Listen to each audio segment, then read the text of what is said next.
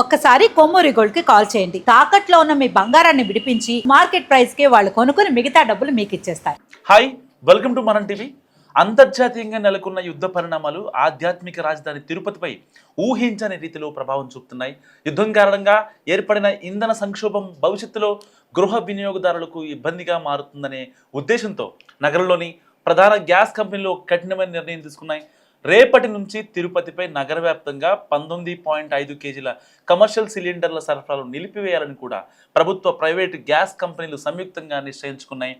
ఈ ఆకస్మిక నిర్ణయంతో అటు వ్యాపార వర్గాల్లోనూ ఇటు శ్రీవారి దర్శనానికి వచ్చే భక్తుల్లోనూ ఒక్కసారిగా ఆందోళన మొదలైంది.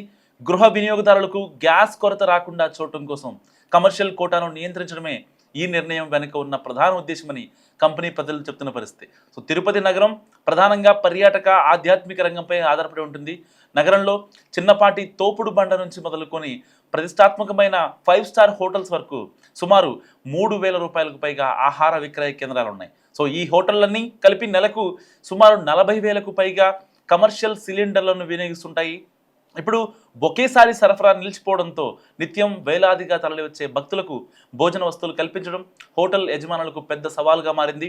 15కు పైగా ఉన్న గ్యాస్ డిస్ట్రిబ్యూటర్ల వద్ద స్టాక్ పరిమితంగా ఉండడంతో హోటల్ నిర్వహణ అస్తవ్యస్తమయ్యే ప్రమాదం కనిపిస్తుంది. దీనివల్ల సామాన్య భక్తులకు అందుబాటు ధరల్లో దొరికే ఆహార పదార్థాల కొరత ఏర్పడటమే కాకుండా ఉన్న వాటి ధరలు కూడా ఆకాశాన్ని అంటే అవకాశం కూడా ఉంది. ఈ వార్త దావనంలో వ్యాపించడంతో తిరుపతి నగరంలో గ్యాస్ బుకింగ్స్ ఒకసారిగా పెరిగిపోయాయి. సరఫరా ఉండదన్న భయంతో హోటల్ యజమానులు, క్యాటరింగ్ నిర్వాహకులు తెల్లవారుజాము నుండే గ్యాస్ ఏజెన్సీల చుట్టూ తిరుగుతున్నారు.